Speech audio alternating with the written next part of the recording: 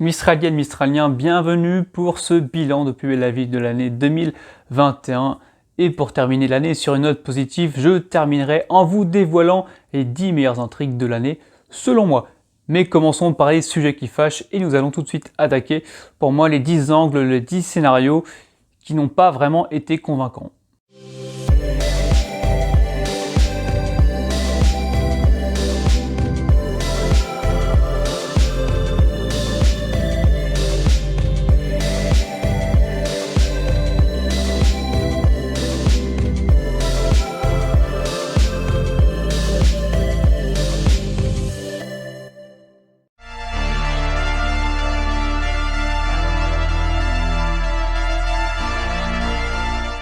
Visualise-le.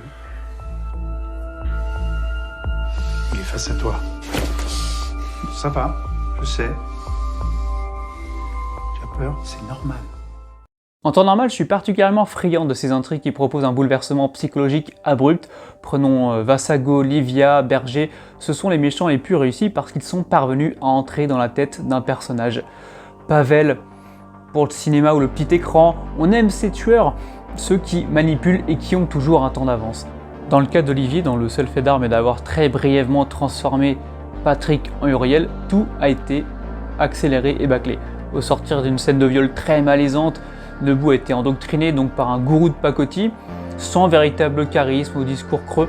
On se demande bien, dans les mots de l'individu, ce qui a bien pu faire basculer le mari de Babette. Pour avoir un arc complet, pertinent, cette intrigue aurait dû être la principale à l'écran, s'étaler sur au moins 2 mois, et là on a un Nebou à peine embrigadé qu'Emily vient faire le sauvetage et aller agresser elle-même quelques jours plus tard par Olivier qui tente de la violer. Et ce qui est regrettable, c'est que finalement l'agression de Nebou n'a eu aucune répercussion sur le long terme. Il a repris une vie normale, une sexualité normale, et Babette est même tombée enceinte quelques semaines plus tard. Donc Olivier finalement n'a eu aucune emprise sur le long terme, et professionnellement Nebou est même retourné au commissariat. Moi j'aurais voulu qu'il s'en absente un long moment et qu'on suive une reconstruction très progressive. Donc à la fois l'intrigue sociétale sur les conséquences du viol pour un homme, mais aussi celle du gourou et de sa victime ont tapé à côté, et ils ont fait d'une pierre 2 coups dans l'eau.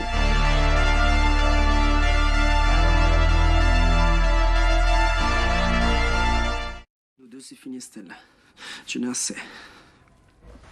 Tu sais plus faire la différence entre notre vraie vie et tes vidéos.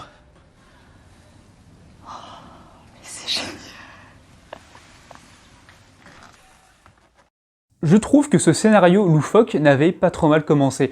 En balade sur le port, Francesco et Estelle sauvent la vie d'une jeune femme, d'une jeune influenceuse, laquelle s'apprêtait à se suicider en direct devant ses abonnés. La raison, elle n'a véritablement aucun ami et malgré une belle popularité sur le net. Et même si par le passé cette barrière entre le réel et le virtuel a été exposée à travers Sabrina, il y avait mieux à faire en misant peut-être davantage sur cette influenceuse Julife. Malheureusement, le Mistral a fait preuve de nombrilisme en concentrant toute l'attention non pas sur les dangers des réseaux sociaux, mais sur le couple Estelle et Francesco dont le monde se contrefout. On a assisté à des scènes d'une puérilité rare. C'est d'abord Francesco qui s'intéresse à sa petite personne, relayée par une Estelle qui surveille chaque fait et geste de ses nouveaux fans.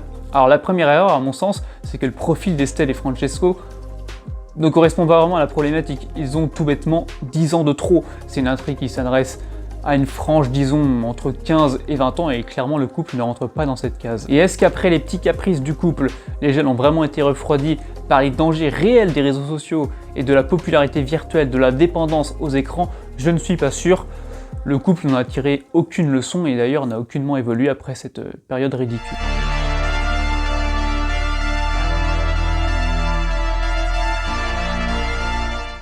Enfin, si t'es d'accord pour qu'on le fasse. Tu déconnes. Ma première fois avec Noé, corse. Là pour le coup, l'âge est respecté dans ce cadre. Non, ou plutôt les problèmes sont ailleurs. J'espère que les générations qui s'enchaînent dans Plus belle la vie ne sont pas le reflet de l'évolution de nos générations à nous, sinon on peut être inquiet pour la société. Nous avons eu Jonas, Élise, Océane, Margot, Paul, Valentin, Raphaël, Sybille. Alors ils ont fait des conneries, Margot a même commis l'irréparable, mais alors là, j'avais déjà peu d'affect pour Clara, Antoine, Tom, Louis. mais la façon dont on nous présente le rapport des adolescents à l'amour et au sexe est assez désastreuse. La rentrée de septembre, marquée notamment par les arrivées d'Iris et de Betty, s'est résumée à une histoire de coucheries tout aussi dégoulinantes les unes que les autres, avec des ados bourrés, enfumés, encroutés, enfin aucune grâce, aucune sensualité, aucune finesse. J'ai trouvé que cette période assez brute de décoffrage, et j'ai clairement fait une overdose du couple Noé-Lola. J'estime déjà que ce duo n'a aucune légitimité tant Noé a été d'une rare violence avec sa petite amie après la mort de Manon. Mais depuis ces différentes tromperies, je me demande même ce qu'ils font ensemble. Jules aurait pu être une bonne alternative, mais il a soudainement disparu de la circulation après avoir été jeté par Nisma déjà auparavant et ensuite Lola. Fort heureusement, et c'est le seul point positif, les auteurs ont renoncé au look punk qu'ils avaient attribué du jour au lendemain à Lola et Noé. Et pour Noé notamment, ça ne correspondait pas du tout aux moralines permanentes de Blanche et Franck sur l'éducation.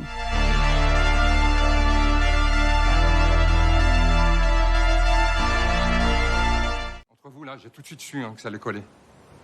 Bon, bah, qu'est-ce qu'on fait, nous, maintenant? Bah, déjà que vous vous rhabillez.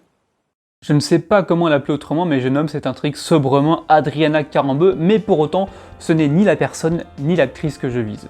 Il y a déjà un timing malheureux puisque cette intrigue sentimentale avec le docteur Romain Vidal était vouée à l'échec ou presque. Il est intervenu juste après la mort de César et un dénouement qui a été très peu accepté par les fans, et moi le premier. Il y a clairement eu un allègement de la masse salariale avec une ribambelle de départ, Alison, Sacha, Victoire, César, Sophie.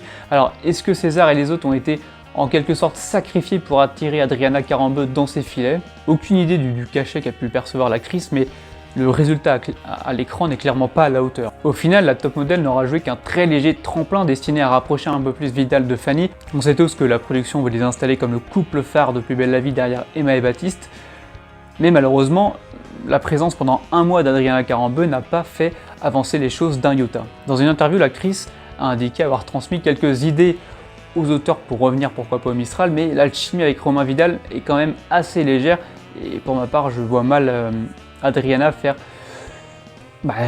obtenir une seconde aventure à Marseille.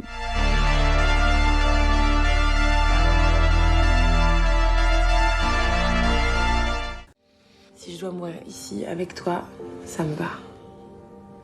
On va pas mourir, Sylvia. On va pas mourir.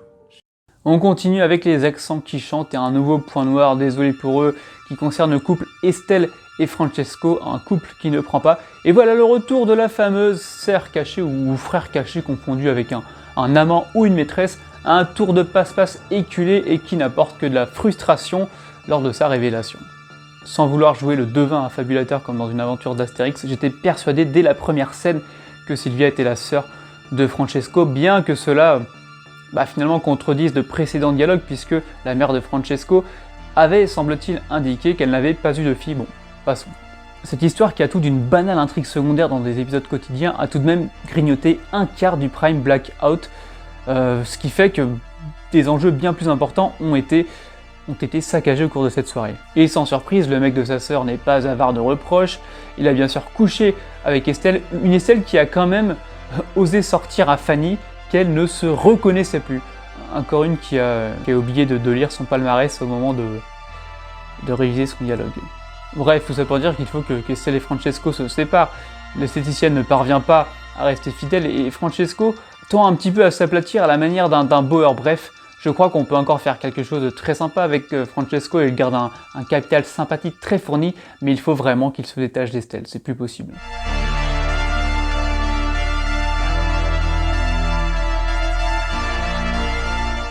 Partager les responsabilités et les risques du quotidien, à condition qu'ils s'aiment d'un amour sincère et véritable. J'ai envie de dire tout ça pour ça. Depuis un an, Barreau est le grand méchant politique du feuilleton parce qu'on peut l'apparenter à l'extrême droite. Il s'est d'abord acharné contre Samia avec des relents racistes, misogynes. Il a ensuite été sous-entendu qu'il a pu comploter pour faire taire Samia et être possiblement complice du meurtre de l'adjointe du maire. Puis plus rien. Là encore, il fait tout pour démasquer le mariage blanc de Kayla et Franck. On peut presque dire qu'il y parvient car il contribue à faire craquer Kayla pour qui la pression était devenue trop forte, mais finalement tout s'arrange car comme Claire et Adriana avant elle, la réfugiée malienne, sauve de l'étouffement la fille de Barrow, et lui en bon seigneur, il pense à la renvoyer en classe affaires. Ce qui est très étrange, c'est que depuis toujours, on a l'impression que Barrow va finir par payer son comportement et surtout son idéologie, mais il s'installe comme un personnage sinon récurrent, au moins régulier au Mistral, et c'est encore lui qui va tenter de racheter le Céleste avec la complicité d'Anémone. Personnellement, je n'ai pas compris au final quel était l'intérêt de ces deux faux mariages, puisqu'on avait aussi Delphine et Valentin qui prévoyaient de s'unir. Mais à titre personnel, ça m'a simplement donné l'effet de rendre antipathique Franck et Valentin, à donner à Laetitia des vertus incompatibles avec le personnage jusqu'à présent, et on sait que quand Plus belle la vie s'immisce dans la politique, ce n'est pas la manière la plus fine qui existe. Et puis on a un Ménard caricatural au possible, poussé jusqu'à son paroxysme. Il a beau avoir été séquestré et violenté, c'est encore lui qui est publiquement humilié place du Mistral car déclassé socialement. Drôle de morale pour une drôle de fable où j'ai plutôt ri jaune.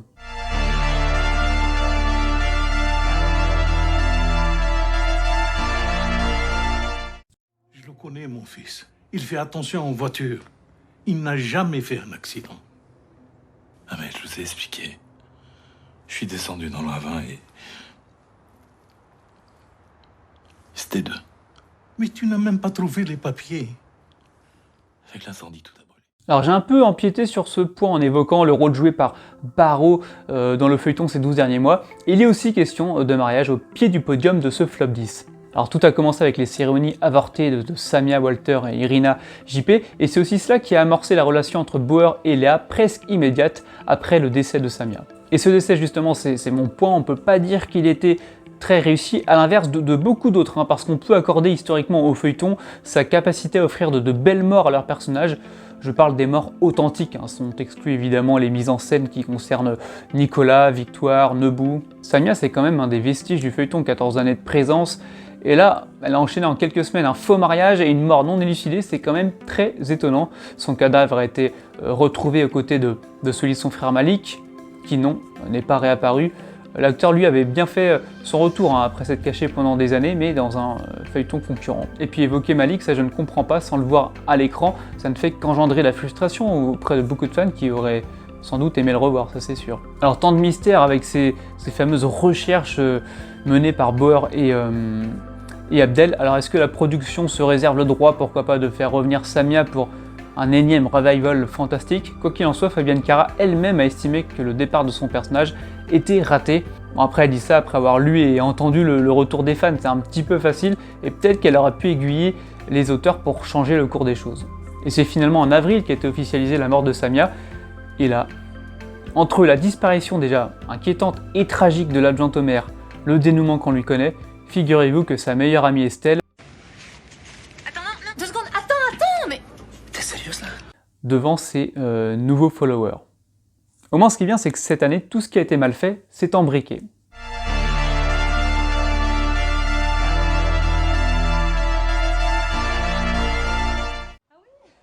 J'ai oublié, regardez, elle est ajustable.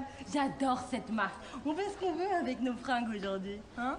Et là, on a une jupe longue. C'est compliqué pour des scénaristes quand tant de personnages vous échappent. Il est parfois imprévisible de savoir comment un tel ou un tel va être reçu par le public. Parfois on écrit un nouveau personnage dont le seul but est de le faire apparaître pour un arc. Et parfois on veut à tout prix l'imposer parmi les récurrents. Vanessa Leandri, nouvelle CPE de Scotto, a donc été écrite pour rester un petit mois au lycée. Et c'est curieux puisque le lycée est quand même un décor fixe et durable. Et quand un tel poste est pourvu, on peut penser que l'heureux ou l'heureuse élue va rester dans le feuilleton. Très vite, j'ai accroché avec cette femme. Je trouvais ses réactions et ses remarques très pertinentes, et en même temps, son sourire de circonstance amorçait quelques côtés plus sombres mais intrigants.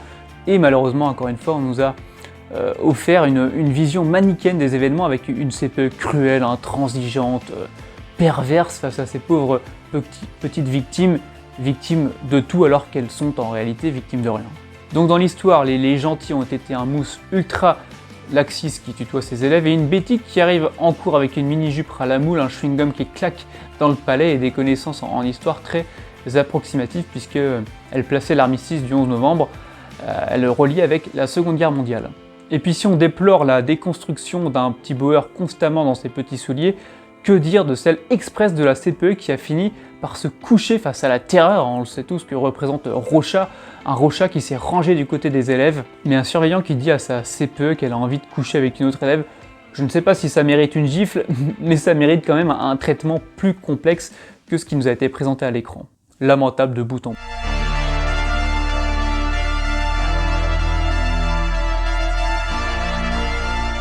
On aurait peut-être pu en parler avant, tous ensemble, non? C'est pas ce qu'on fait dans une famille normale? Mais sauf que dans une famille normale, t'aurais dû partir depuis longtemps. Mais vu qu'ici, t'es le centre du monde, je comprends que tu t'incrustes un peu. On a atteint au cœur de la double grossesse neboutesque un taux d'insupportabilité d'un niveau à faire pâlir la dette publique du pays. Entre Léa et Babette, les vacheries se sont enchaînées durant l'été, on ne savait plus qui défendre égard au pédigré des deux femmes. Entre elles deux, un Nebou qui reprenait tout juste une vie normale après son viol et sa secte, et puis Yolande qui, elle, venait de fricoter avec Myrtha, une Émilie plutôt quelconque et un Valentin... Non, l'autre. Ouais. Bon, s'il faut être juste, il y a peut-être plus de reproches à formuler du côté de Babette, censée représenter la sagesse, l'expérience, censée rassurer sa fille, mais non. De par son comportement à vouloir mener la vie dure à Léa, de la transformation de sa chambre en prénom, tout en la virant de l'appartement, Babette a usé et abusé de gaminerie. Sûrement un fidèle hommage à l'intrigue où elle se croyait adolescente et elle apprenait dévasté le décès de Michael Jackson. Parenthèse refermée. Pour une femme, une grossesse peut paraître interminable, celle de Babette et Léa l'ont été pour les téléspectateurs. D'autant que la jumelle d'Émilie a été tout aussi exécrable envers Bauer, et puis elle le reste par moments d'ailleurs. Alors connaissant les faits d'armes de Blanche, j'ai bien peur que la grossesse de l'institutrice fût aussi pénible pour ses proches, mais j'en ai pas de souvenir. Reste que la réconciliation mère-fille n'a pas créé de véritable émoi tant leur attitude, et surtout celle de Babette, a été détestable pendant ces quelques semaines. Tout est ensuite réglé comme une boîte à musique, Gabriel indiquant que Léa attendait une fille et Babette un garçon. Et puis on continue d'envoyer aux oubliettes les précédentes générations d'ados. Après Valentin, repris par le milliardaire tombé amoureux de Laetitia, c'est au tour de Raphaël, le fils de Benoît, de disparaître, puisque c'est le prénom donné par Babette et Patrick à leur enfant. Conseil à Théo Baumel, reviens vite, parce que Théo c'est un prénom à la mode.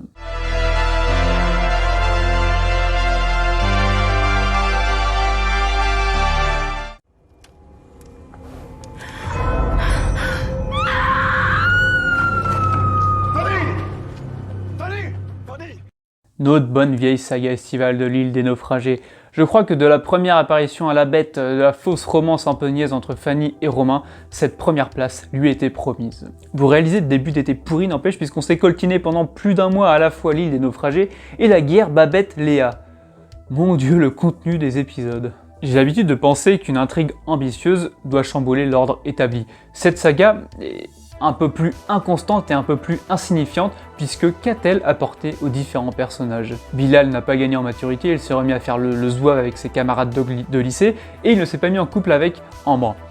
Fanny et Romain sont partis chacun de leur côté, et puis c'est Adriana Carambeu qui s'est introduite entre eux, et aujourd'hui où ils en sont, directement nulle part. En aucun cas la situation de Rocha n'a été évoquée, son duo avec Bilal n'a pas été repris, et il ignore même encore que son neveu César est mort. Et Céline, le seul personnage historique de cette intrigue estivale, bon, elle a été attaquée une fois par Jérémy, le mauvais jumeau, et puis après, plus rien. Elle a disparu de la circulation, tout comme son père qui est censé être un résident à temps plein au Céleste, mais qu'on n'a pas vu pendant le blackout, ni pendant l'explosion de l'hôtel d'ailleurs. Les survivalistes ont d'ailleurs presque été plus intéressants en 3-4 scènes lors du Prime Blackout que durant tout l'été. J'aurais aimé davantage les voir plutôt que de supporter les contemplations d'Estelle. C'était un pari, il y a eu quelques jolis plans visuellement durant cette île des naufragés, une atmosphère parfois évasive, mais pas dans son ensemble. Et par rapport aux moyens consentis, ça reste le gros échec de Plus belle la vie cette année, et l'audience est un peu plus effritée au cours de l'été, et les téléspectateurs qui sont partis ne sont malheureusement pas revenus. Voilà pour ce flop 10, mettez-moi dans les commentaires quelles sont vos intrigues déceptives de l'année, et puis mardi prochain ce sera les 10 meilleurs scénarios de l'année. Il y a eu de très bonnes choses, encore une fois, il ne s'agit pas de critiquer pour critiquer, mais avant cela, vendredi, le dernier débrief de l'année 2021. Passez de très bonnes fêtes et merci d'être fidèle à Mistralement Nôtre, ce podcast qui est nôtre, mais surtout Mistralement Vôtre. Bye bye.